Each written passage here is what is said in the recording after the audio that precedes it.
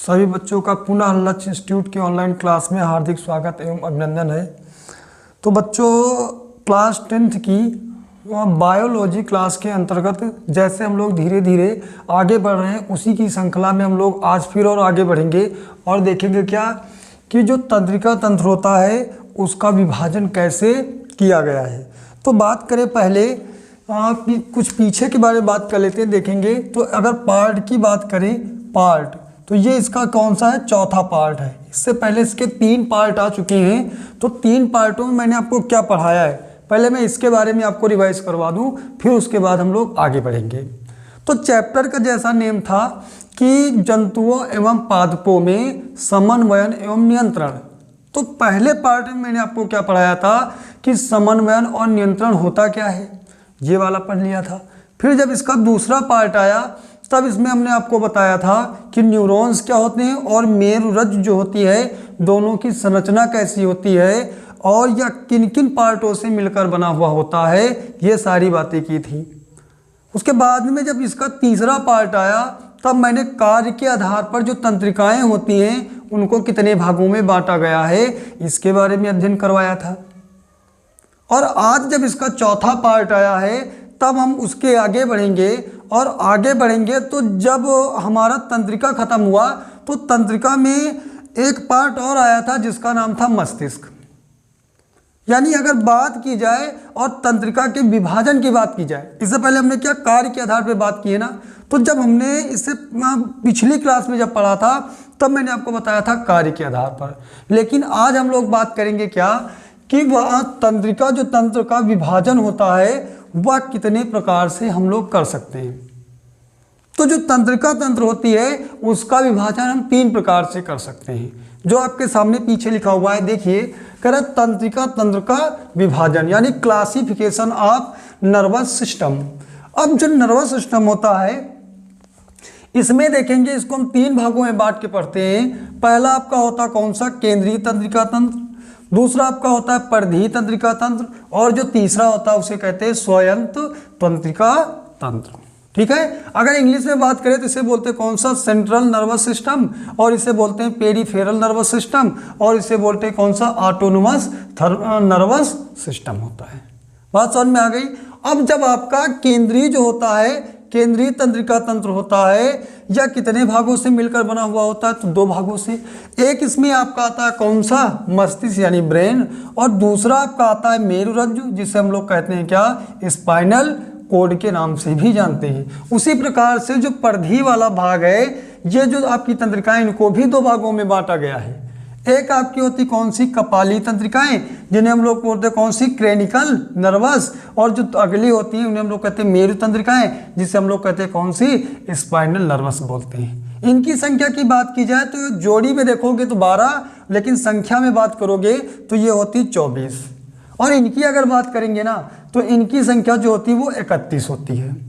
उसी प्रकार से जो आपकी ये वाले होते हैं कौन से, स्वायत्त जो तंत्रिका तंत्र होता है इसको भी 2 भागों में बांटा गया है। एक आपका होता है अनुकंपी तंत्रिका तंत्र जिसे हम लोग बोलते हैं कौन से, साइम्पैथेटिक जो होती है नर्वस सिस्टम, और जो दूसरा होता है परानुकंपी, इसे बोलते हैं कौन सा, पैरासाइम्पैथेटिक, पैरासाइम्पैथिक, क्या लिखा हुआ है, साइम्पैथेटिक और नर्वस सिस्टम लिखा हुआ है। ठीक है, थोड़ा सा स्पेलिंग में मिस्टेक मुझे लगा, इस वजह से समस्या हुई।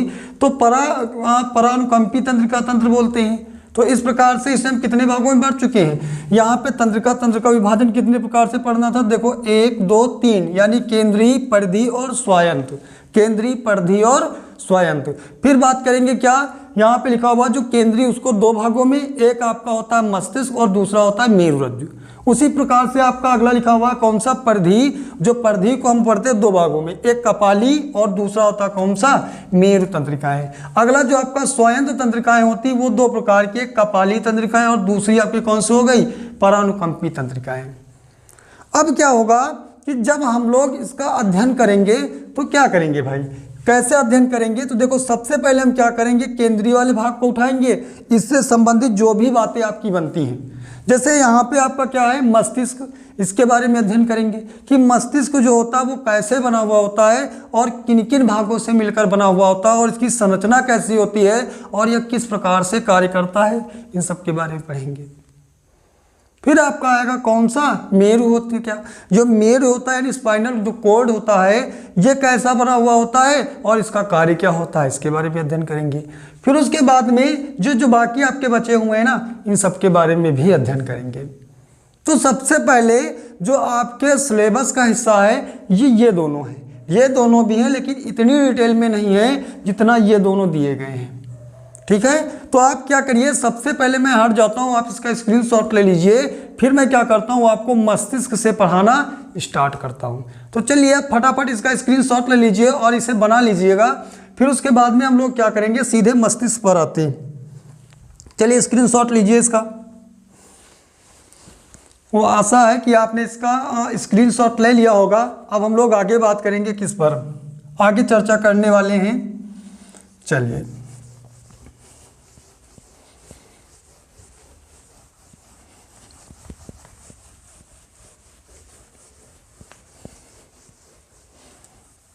तो सबसे पहले हम लोग हेडिंग बनाने वाले हैं क्या, केंद्रीय तंत्रिका तंत्र।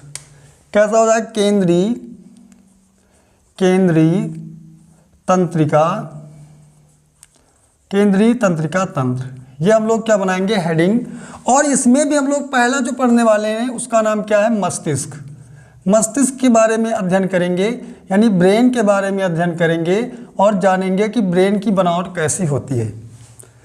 और उसके बारे में जानने के लिए मैं आपको बता दूं कि जो आपका मस्तिष्क होता है ना, इससे हम लोग सर्वोत्तम नियंत्रक कहते हैं।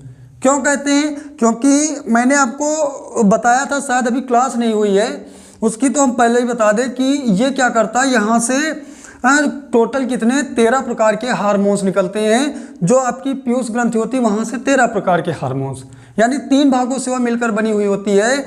अग्र भाग से 11 और पश्च भाग से 2 और बीच भाग से 1 हार्मोन निकलता है, जिसे हम लोग कहते हैं इंटरमीडियन कहते हैं। और यही जो होता है यहाँ से निकलता है, इसीलिए ये क्या करता है, जितनी भी ग्रंथियाँ होती हैं या फिर और भी जो भी पार्ट होते हैं सबको नियंत्रित करता है। इसलिए इसे हम लोग कहते हैं क्या, सर्वोत्तम नियंत्रक कहते हैं, सर्वोत्तम नियंत्रक कहते हैं। उसके बाद में क्या होता है, इसका जो वजन होता है वह 1450 ग्राम होता है। तो सबसे पहले हम क्या करेंगे, कुछ बातें लिख लेते हैं मस्तिष्क के बारे में। मस्तिष्क को शरीर का सर्वोच्च नियंत्रक कहते हैं, क्योंकि मस्तिष्क के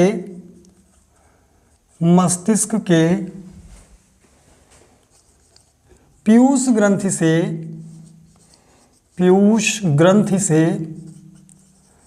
निकलने वाले हार्मोन्स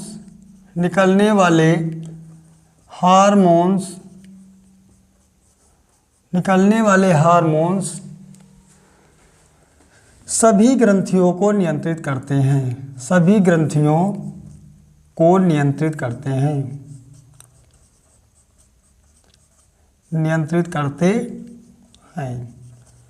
ये हो गया, ठीक है, इसलिए इसे सर्वोच्च नियंत्रक कहते हैं। ठीक है, ये हो गया। और दूसरा इसमें पॉइंट मुझे कौन सा लिखना है भाई, हम लोगों को लिखना है कौन सा, यानी यहाँ पे बनेगा कि मस्तिष्क का वजन 1450 ग्राम होता है। एक स्वस्थ मनुष्य का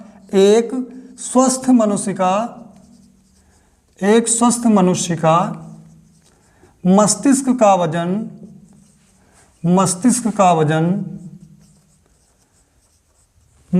वजन 1450 ग्राम होता है, 1450 ग्राम होता है। ये 2 पॉइंट आपको इसमें लिखने हैं। अच्छा, जब इतना आपका हो गया, ये तो आपको मस्तिष्क से संबंधित जो भी आपको बातें बताई गई। अब बात करेंगे इसके आगे कि वास्तव में मस्तिष्क होता कैसा है। अगर बात की जाए, जो हमारा हमेशा का एक ही एग्जाम्पल रहता है और उसका नाम है क्या, डिजिटल भूत। यानी मेरे पास जैसे मान लिया जाए ये मेरा नन्हा सा प्यारा सा क्या है, वही जो उस दिन मुझे मिला था, वही है जो मैं चाइना से आपके लिए लाया हूँ। ये आपके लिए मैं चाइना से लाया हूँ और इसे मैं क्या करता हूँ, पढ़ाने में इसकी मदद लेता हूँ। और जब भी मैं इसकी मदद लेता हूँ ना, ये भी बहुत खुश होता है। ठीक है, ये आपको परेशान करने वाला भूत नहीं है, ये बहुत अच्छा भूत है। अब बात की जाए इसके बारे में, तो सबसे पहले मैं क्या करता हूँ, इसके मस्तिष्क को निकालता हूँ। और मस्तिष्क में जब हम इसे निकालेंगे तो देखेंगे क्या, अगर मैं इसके मस्तिष्क को फोड़ दूँ तो देखोगे सबसे पहले इसमें से मिलेगा क्या। तो ध्यान देना, मैंने इसके मस्तिष्क को फोड़ दिया। देखो मस्तिष्क मैंने इसका इसलिए फोड़ा, तो आपका नहीं फोड़ा है, क्योंकि आपका मस्तिष्क फोड़ देंगे ना तो आपके जो मम्मी पापा है ना, वो मेरा मस्तिष्क फोड़ देंगे। ठीक है, तो इसीलिए मैंने इस भूत का फोड़ दिया है, ताकि कोई कुछ कहने भी ना पाए। ठीक है, तो अगर मैंने इसका मस्तिष्क फोड़ा, वैसे भी ये भूत, इससे कोई परेशानी भी नहीं होगी। तो यहाँ पे क्या होगा कि जब मैं इसका मस्तिष्क फोड़ दूँ तो देखोगे सबसे पहले इसमें क्या मिलेगा। जैसे मैं मान लेता हूँ ये आप किसी का मस्तिष्क है, तो सबसे पहले इसमें आपको क्या मिलने वाले, मस्तिष्क में सबसे पहले आपको मिलेंगे हेयर, यानी बाल मिलेंगे। ठीक है, फिर आगे हम लोग जाएंगे, तब आपको मिलेगा कौन सा, तब इसका एक और पार्ट मिलता है जिसे हम लोग कहते हैं कौन सा, स्कल बोलते हैं, यानी कपाल। क्या मिलेगा आपको, कपाल मिलेगा। यहाँ पे आपका होता है कपाल, इसे हम लोग बोलते हैं क्या, स्कल बोल देते हैं। ठीक है, और ये जो पार्ट होता है यह बहुत कठोर होता है, और ये 8 होती हैं हार्ड हड्डियों से मिलकर बना होता है। यानी इसे हम कह सकते हैं टोटल कितनी, 8 हड्डियां पाई जाती हैं। ठीक है, फिर हम जब क्या करते हैं, जब मस्तिष्क को फोड़ेंगे तो पहले हेयर मिले, फिर कपाल मिला, फिर उसके बाद में आगे फोड़ेंगे तो यहाँ पे एक क्या मिलती है, लेयर मिलती है। एक यहाँ पे क्या होती है, लेयर मिलती है। और उसके बाद में इस लेयर का नाम क्या होता है, जो ये लेयर मिलती है इसका नाम होता है कौन सा, डूरामीटर। ये जो लेयर होती है इसे हम लोग कहते हैं कौन सी, इसे हम लोग कहते हैं डूरामीटर। डूरामीटर बोलते हैं, मीटर नहीं मीटर होता है। ठीक है, फिर आगे बढ़ेंगे और यहाँ पे देखेंगे, और आगे जब बढ़ेंगे तो एक और परत पाई जाती है जिसे हम लोग कहते हैं कौन सी, अर्चनॉइड। अर्चनॉइड, अर्चनॉइड, अर्चेनॉइड होती है, और इसे बोलते हैं कौन सी, मेटर। 2 हो गई। और आगे अगर फोड़ दिया जाए इसका मस्तिष्क तो यहाँ पे एक और लेयर मिलती है जिसका नाम होता है कौन सी, पायामेटर। पायामेटर होती है। तो इस प्रकार से जो मस्तिष्क होता है वह 3 प्रकार की लेयर यानी परतों से मिलकर बना होता है। हाँ, ये वाली जो होती है इसे हम लोग कहते हैं कौन सी, ये आपकी होती है आउटर टाइप की, ये आपकी होती है कौन सी, मिडिल, और जो ये वाली होती है ये आपकी होती है इनर, इनर होती है। ठीक है, ये आपकी इनर टाइप की होती है, यानी ये आंतरिक होती है, ये आपकी बाय, और ये आपकी होती है कौन सी, मिडिल होती है। तो इस प्रकार से ये 3 लेयरों से मिलकर बनी होती है। और अगर इन तीनों परतों में क्या हो जाए, किसी प्रकार से सूजन आ जाए तो एक रोग हो जाता है जिसे हम लोग बोलते हैं मेनिंजेस। एक रोग होता है जिसे हम लोग बोलते हैं क्या, मेनिंजेस। मेनिंजेस बोलते हैं, मेनिंजेस बोलते हैं, मेनिंजेस जेस बोलते हैं, मेनिंजेस, ये हो जाता है। अब यहाँ पे देखोगे जो ये आपका ये मेनिंजेस हो गया, इसके आगे अगर बात की जाए, अब जब आगे जाएंगे सबसे पहले क्या मिला, हेयर मिले, फिर आपको कपाल मिला, फिर डूरामीटर मिला, फिर अर्चनॉइड मिला, फिर कौन सा मिला, पायामीटर। अब जब इतना करने के बाद में और आगे अगर सर को फोड़ा जाए तब आपको मिलता है क्या, अखरोट टाइप का आपको मस्तिष्क प्राप्त होता है। कुछ इस टाइप का आपको मस्तिष्क प्राप्त होता है जो क्रमशः 3 भागों से मिलकर बना हुआ होता है। बात समझ में आ गई, टोटल 3 भागों से मिलकर बना होता है। इसको हम लोग बोलते हैं अग्रभाग, इसको हम लोग बोलते हैं मध्य भाग, और जो ये होता है इसे हम लोग बोलते हैं कौन सा, पश्च भाग बोलते हैं।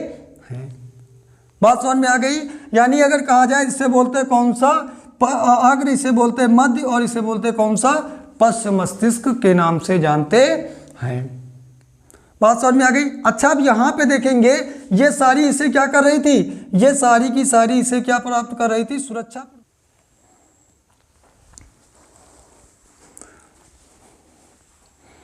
तो चलिए आगे बढ़ते हैं। क्या हुआ था, थोड़ी सी प्रॉब्लम आ गई थी। अब इसके आगे हम लोग स्टार्ट करते हैं। तो बात करेंगे किसके बारे में, हम लोग बात कर रहे थे ब्रेन, जो आपका ब्रेन होता है उसके प्रोटेक्शन के बारे में बात कर रहे थे।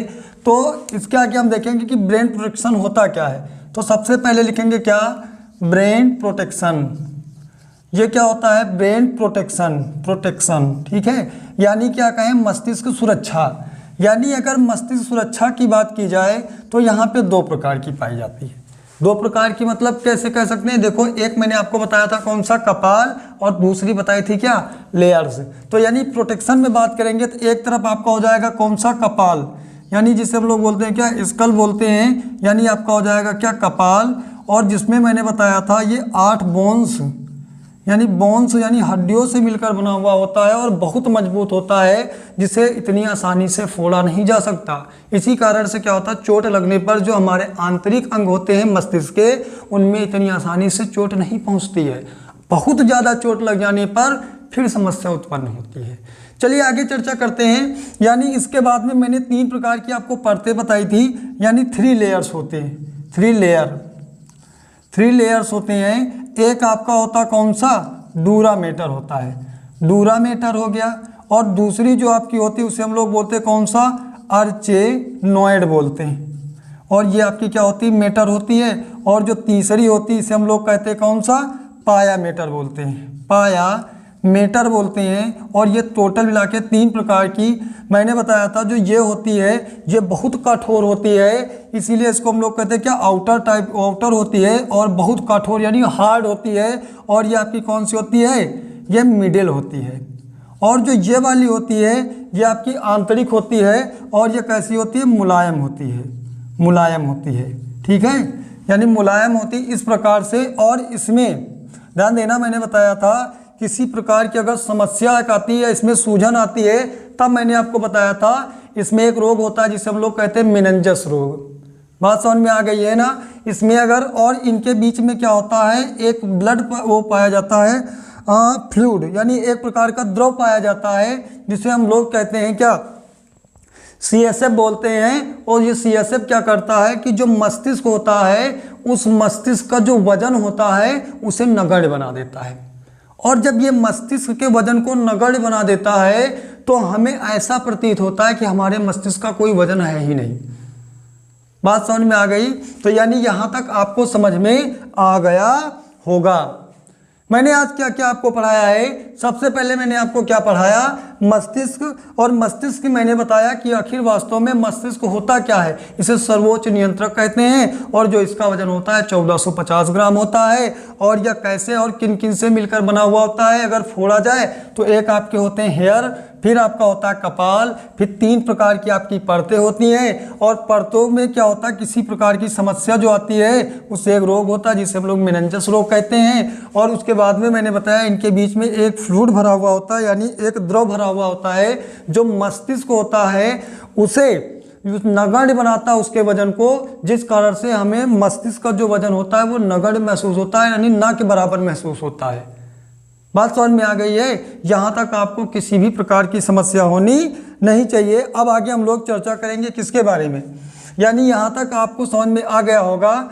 यानी कह सकते हैं क्या, यहाँ पे लिख लेंगे क्या, 2 आपके हो गए, बस यहीं तक रखते, इतना आपको याद रखना है, यहीं तक। आगे हम लोग क्या करेंगे, अगली क्लास में पढ़ेंगे। क्यों, क्योंकि अब यहाँ तक मैंने बता दिया, इसके बारे में आपको परिभाषा बहुत सारी लिखनी पड़ेंगी।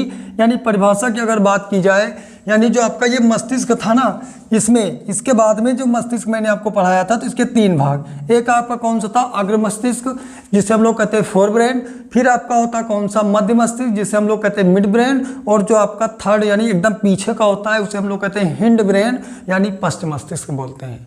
फिर उसके बाद में इसको भी कई भागों में बांटा गया है, जिसे ऑल्फैक्टरी लोब बोलते हैं, जिसे घ्राण पिंड बोलते हैं। फिर उसके बाद प्रमस्तिष्क सेरेब्रम होता है। फिर उसके बाद में आता है डाईएन्सेफेलॉन।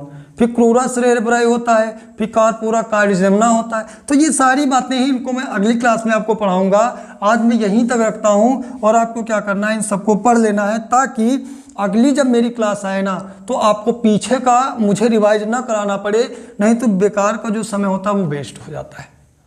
तो आज यहीं तक क्लास रहेगी। उसके बाद में जब मेरी अगली क्लास आएगी ना तो मैं आपको सीधे मस्तिष्क पे ले जाऊंगा और इसके जितने भी पार्ट होते हैं ना उन सब के बारे में पढ़ाऊंगा। आशा है आज की क्लास से आप कुछ ना अच्छा सीख पाए होंगे, अलग सीख पाए होंगे।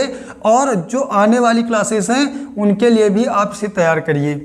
ठीक है, तो हम अगली क्लास में मिलते हैं। आज की क्लास को यहीं तक रखते हैं। और अगर आपने चैनल को सब्सक्राइब नहीं किया तो सब्सक्राइब कर लें, और लाइक नहीं किया तो लाइक कर लें, जिससे क्या होगा कि आने वाली जो वीडियो हैं उनके बारे में आपको जानकारी प्राप्त हो जाएगी।